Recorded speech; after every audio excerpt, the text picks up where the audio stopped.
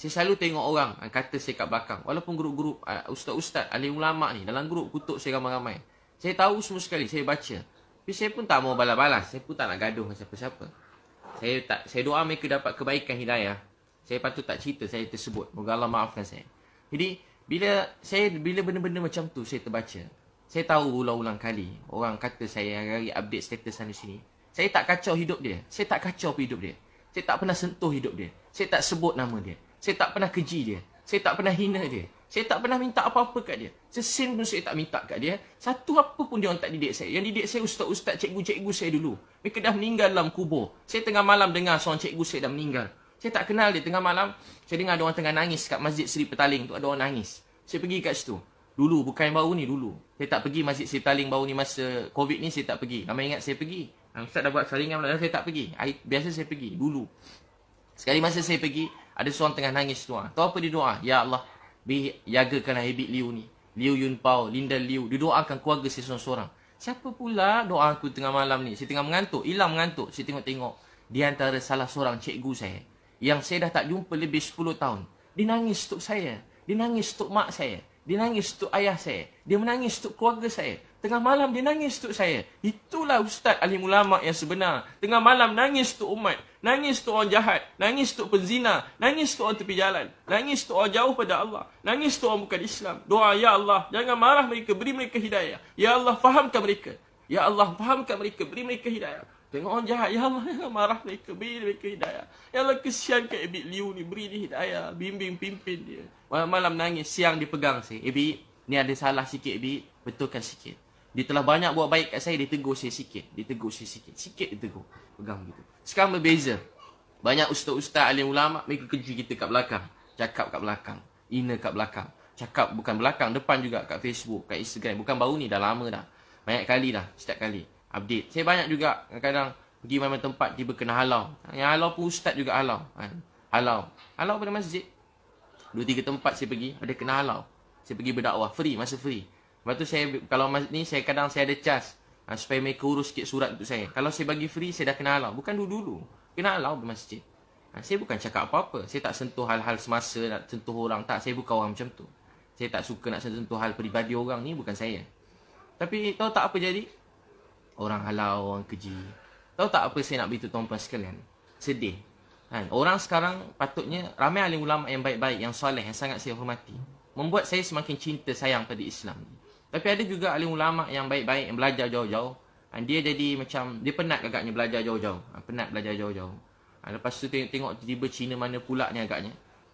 Tapi macam tu, keji kat belakang, cakap bukan-bukan. Saya macam, pada dulu lagi. Saya tak kacau hidup dia, tak sentuh hidup dia. Saya tak susahkan dia pun. Saya tak minta sesuap nasib pun kat dia. Saya pun tak ada kacau hidup dia, tak pernah keji dalam ceramah tentang dia. Saya cuma berkongsi kebaikan. Ni kan dunia Instagram, Facebook. Saya memang saja banyak-banyakkan baik-baik. Sebab anak-anak siapa ada Facebook, Instagram. Saya nak dia tengok benda baik-baik. Saya nak banjirkan benda baik-baik dalam Facebook, Instagram ni. Saya nak anak-anak saya tengok. Kalau tak, anak-anak kita sayang orang Korea. Tak salah sayang orang Korea. Dulu kita mak-mak sayang orang Hindustan. Tak salah tengok Hindustan sikit, tak salah. Tahu tak apa yang salah? Salah bila tak ada orang tengok Hindustan. Sekarang anak-anak Korea. Sekarang terikut setengah-setengah. Bukan semua sikit-sikit terikut-ikut. Jadi, kita nak marah orang Korea? Tak. Dia banyak kebaikan yang boleh kita belajar. Tapi tahu tak apa yang kita ni? Kita orang Islam kena banyakkan contoh-contoh yang baik. Meninggalkan contoh-contoh yang baik. Untuk tu abang kakak, apa tu dakwah?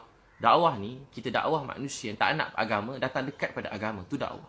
Malam nangis. Ya Allah, mereka tak tahu, tak faham, beri mereka hidayah. Ya Allah, mereka tak faham, tak tahu, beri mereka hidayah. Ya Allah, mereka tak faham, tak tahu, beri mereka hidayah.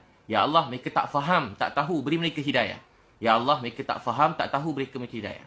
Saya kakak abang, saya kalau dakwah dekat, saya jenis tak takut kalau buat dakwah ni. Tapi dengan alim ulama, ustaz-ustaz, cikgu-cikgu ni, saya ada rasa, memang saya tahu saya bodoh, jahil. Jadi saya penuh rasa kemuliaan pada mereka. Penuh rasa hormat, muliakan mereka daripada dulu. Daripada dulu saya hormat, sayang. Semua ustaz-ustaz, cikgu-cikgu ni saya hormat, saya sayang. Kalau dia orang ni hentam saya memang tak jawab. Saya diam. Saya selalu rasa macam bodoh, saya nangis, sedih, saya nangis. Tapi kalau orang tepi jalan, saya tak takut. Pada umur 15, saya pergi kat satu tempat. Budak-budak jahat, saya dakwah. Ketua dia badan bertatu, umur 30 lebih. Kerja merompak sana sini. Yang saya pernah cerita, dia ikut saya. Motor beratus geng dia, motor. Budak-budak motor. Budak-budak yang macam-macam. Curi motor, curi kereta. Saya dakwah dia. Alhamdulillah, ramai ikut saya. Mereka berubah. Sampai sebenarnya cerita dia berubah. Jadi sebaik-baik orang. Masa dia meninggal, masa kan berdakwah tengah malam, dia meninggal dunia. Tengah malam berdakwah, meninggal dunia. Orang baik. Sebab tu, kita tak tahu kesudahan seseorang. Tu jangan pandang rendah pada orang tepi jalan, pada budak-budak jahat. Mereka anak-anak kita. Mereka keluarga kita. Ya Allah sayang mereka. Mereka tak faham, tak tahu. Beri mereka hidayah. Jangan keji dia. Kita kalau baik sikit, benci, dengki ke orang. Benci orang jahat. Dia ni, mana mak opak dia tak pajak, tak ajar-ajar apa dulu. Teruk tu. Dia tak belajar agama. Jahil murakab. Kalau baik sikit, tak boleh buat apa dah. Degil, jahat tu tak boleh buat apa. Tak sekolah tu degil. Manalah, tak adalah Islam ke tidak dia tu. Habislah agama dia, neraka lah tempat ni. Wah, macam tu dia cakap kat orang lain. Kalau orang jahat cakap begitu pada orang baik, munasabah, sebab hati dia sempit. Tapi kalau orang-orang yang belajar agama, orang yang takut pada Allah, keji orang jahat, jadi kat mana iman dan Islam dalam hati kita? Lepas tu kalau jumpa alim-alim yang benar-benar alim, mereka sangat memuliakan orang lain. Kalau orang jahat pun mereka sayang, ini kan pula pada orang baik-baik, mereka sayang. Kita tengok alim ulama' penuh rasa hormat, rasa respect, hormat pada mereka. Jadi tuan-tuan dan perempuan yang Allah SWT sayangi, itu bila sedih, jangan sedih, percaya kita ada Allah. Baca inna lillahi wa inna ilaihi raji'un. Semua daripada Allah, kembali pada Allah. Allahumma ajurni. Ya Allah, ganjar ke atas musibah ini. Dan gantikan dengan yang lebih baik. Percaya ujian ni sebab Allah sayang.